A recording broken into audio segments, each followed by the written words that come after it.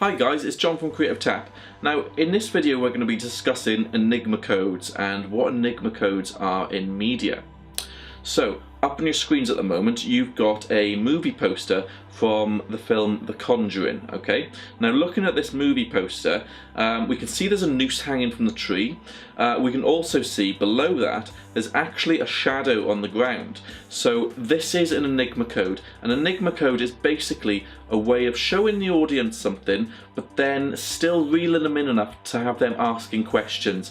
So if an audience member were to look at this movie poster, some of the things they'd be asking themselves is, well, there's a noose hanging from the tree and there's a shadow on the ground, but where is the body that's supposed to be hanging there and why can't I see it? All of a sudden there, we've got two questions. Where is this body?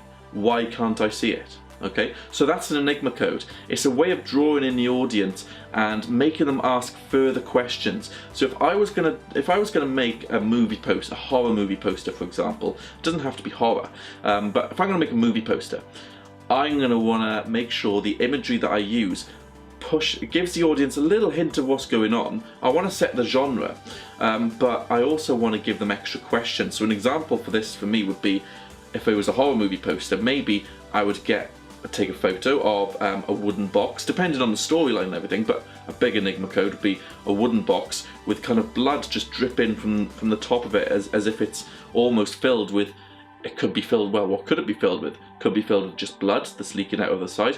It could be splashed blood on there. It could be somebody's head inside there.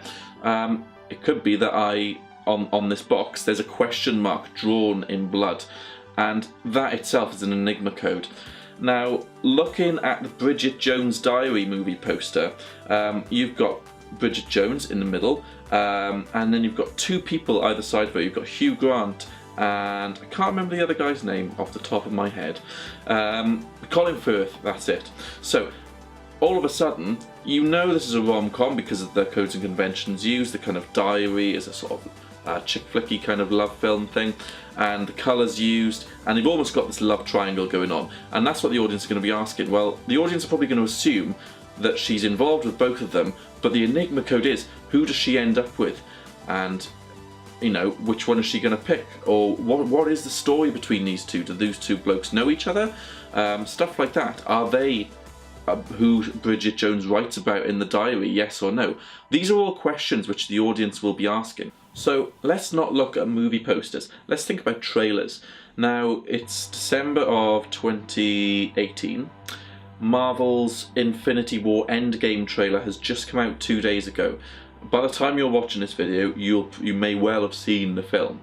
But a big Enigma code in this film, if you've seen the trailer, spoiler alert if you haven't seen the trailer yet, but it's Iron Man at the beginning of the trailer, and he's saying, I've got next to no oxygen left. So a big Enigma code, first of all, is Iron Man going to get rescued? If so, who's going to rescue him? How did he manage to get off the planet Titan into space? And there's loads of questions already been asked. So trailers actually use a lot of Enigma codes. They'll hint at certain aspects, but there's loads of Enigma codes in trailers. So the power of Enigma codes is basically they're used to get an audience to consume a product. Again, film posters will show little hints, but the power of Enigma codes, it leaves questions which the audience have to go and then watch the film. Or if they've seen a trailer, they then have to go and watch the film to find out what happens. So it's a way of egging the audience in to actually consume and buy this product. So I hope that answers some questions for you about Enigma codes, what they are, how they're used, how they're made. If you found this video useful, then give a like and a subscribe. Give us a comment on what other videos you want us to do. But cheers for tuning in, and hopefully I'll see you in another video.